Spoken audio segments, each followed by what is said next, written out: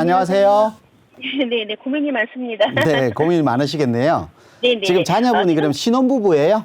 1년 됐는데 지금 전세를 살아요. 전세를? 네네, 전세를 사는 데는 어디예요? 마포 합정이요. 합정동? 네네. 그러면 지금 자녀분, 이 아들이, 결혼을 해서 있는 건가요? 그러면 네네. 며느리하고 네네, 지금- 아들 둘 다 직장을 다니는 거예요? 네네네. 직장이 어디 쪽이에요? 서울역이랑 삼성동 쪽인데요. 서울역이랑 삼성동 쪽? 네네네. 네. 그러면 그래서 합정동 쪽에 2호선을 이용하기 편리하게 합정동 쪽에 지금 거주를 하고 있는 거예요? 네네네. 그래서 지금 알아본 가격대가 지금 한 4억 정도 되는 거예요, 그러면? 네, 2억은 뭐 준비가 되어 있고 2억은 대출 받아서 대출. 저희가 하려고. 네네네. 제가 조금 전에 설명드린 대로 이건 대출, 레버리지를 좀 활용해서 사는 네네. 방법은 지금 사는 거는 괜찮으신 것 같아요.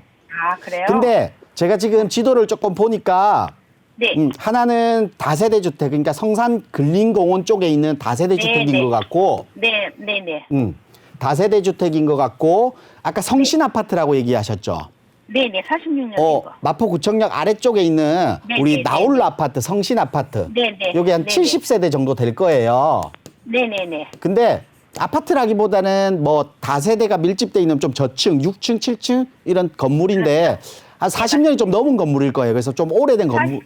네. 네네. 40년이 좀 넘은 건물인데 평수가 대부분 다 뭐 13평, 15평, 16평 이런 평수로 구조를 이루고 있을 겁니다, 아마. 네, 16평에 4억을 달라고 그랬어요. 둘 다. 근데 네네. 가격대가 오르지 않다가 최근에 가격대가 이제 조금 오른 편이에요.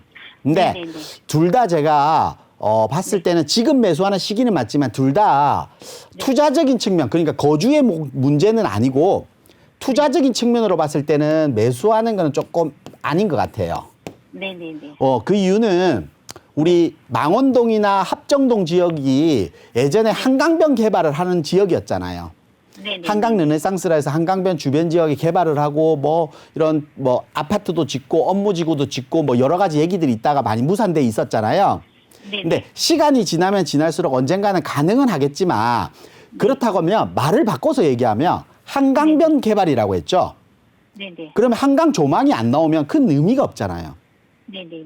우리 지금 다세대 주택 본 지역은 월드컵로 기준으로 한강변 쪽이 아니라 위쪽이에요. 네네. 그리고 아래쪽에 있는 아파트는 한강변 라인 쪽은 아니에요.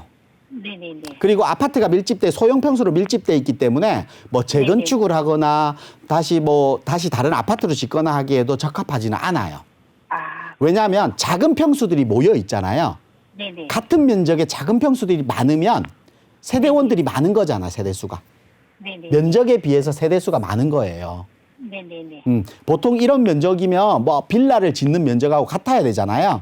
네네. 근데 보통 빌라 같은 경우는 10집, 12집, 16집 이렇게 있는데 70세대가 있다는 거예요, 그냥. 네네네. 그러니까 그런 면으로 봤을 때는 적합하지가 않아요. 그래서 투자성 면에서는 좀 적합하지는 않아요. 네네.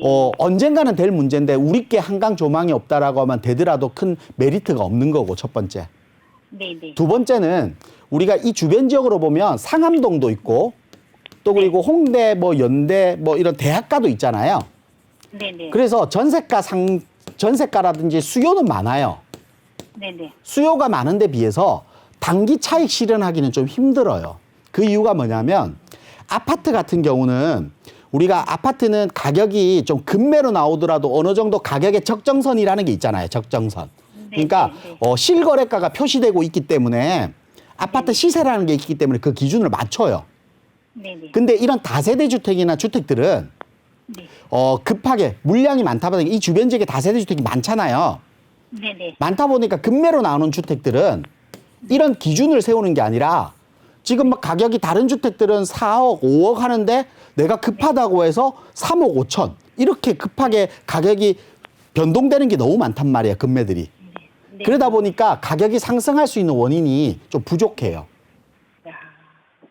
그렇기 때문에 이런 수요들은 많은데 비해서 가격이 망원동, 합정동 지역이 다른 지역에 비해서 막 다세대 주택도 그렇고 아파트도 그렇고 많이 오르지 못하는 이유가 네네. 이런 개발이 좀 더딘 부분, 그리고 두 번째는 수요에 비해서 공급이 많다 보니까 그 지역의 공급에 대한 부분들이 급매로서 가격이 안정화시키고 상승하는 게 아니라 중간에 가다가 가격이 쑥 빠지는 경우, 이런 현상들이 가끔씩 보이는 거예요. 네네. 무슨 말인지 아시겠죠? 네네. 그래서 지금 두 분이 이제 뭐 신혼부부가 지금 한 4억대로 지금 매수를 하려고 하면 네네. 거주 환경만 생각하지 마시고 네네네.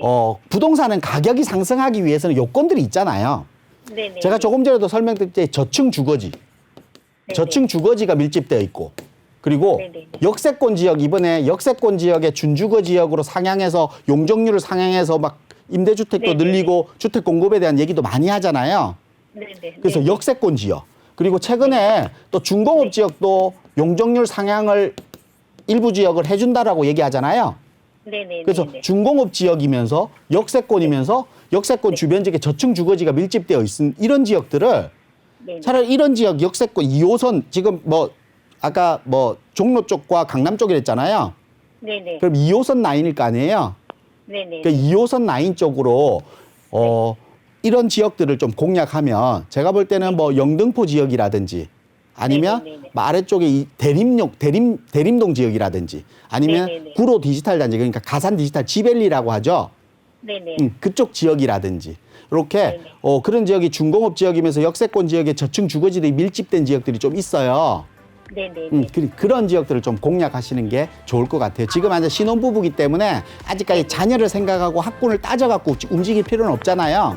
네네. 맞습니다. 그래서 이런 개발에 대한 이슈가 좀 있는 지역으로 들어가셔서 네네. 좀 한 4, 5년 정도 거주하시면서 시세 차익을 보면 좀 한 번 더 갈아타기 전략을 취하는 게 그런 전략을 취하는 게 맞을 것 같아요.